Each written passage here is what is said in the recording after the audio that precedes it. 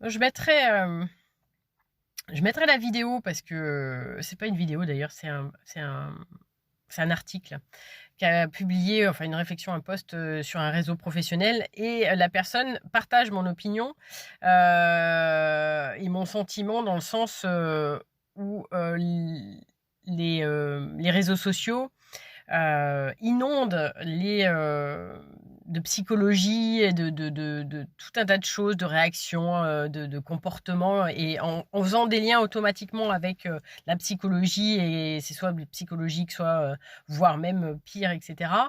Et justement, je m'étais, voilà, ça m'avait interpellée cette façon de fonctionner.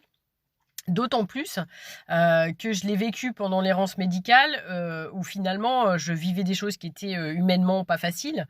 Donc c'était déjà pas facile sans qu'on me colle certaines choses et que justement qu'on puisse m'accompagner correctement, c'est-à-dire qu'être un être humain accompagné dans un moment difficile, point.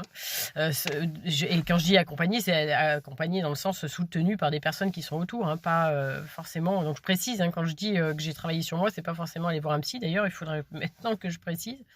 Et en l'occurrence, il disait qu'effectivement, il faut faire attention, que voilà, c'est des situations après tout à fait classiques, entre guillemets normales, mais pas forcément faciles à vivre, et que c'est une question d'émotion, sans aller partir dans des diagnostics complètement farfelus. Donc ça me rassure, parce que je me dis que c'est pas simplement un sentiment ou juste une impression, c'est que même les professionnels commencent à se dire et à alerter, parce que justement après les personnes risquent de se dire ah bah moi j'ai ça, ou telle personne, alors ça c'est surtout ça, telle personne a tel truc, c'est comme ça, et puis prendre la liste et dire ah bah ouais. Donc attention, vous ne savez pas, vous ne faites pas de lecture de pensée, vous ne savez pas ce qui se passe dans la vie de tous les jours. Donc ce que vous voyez c'est une chose, mais ce qui a derrière ce que vous voyez c'est autre chose, hein, et surtout quand ça vous appartient pas et que c'est une autre personne.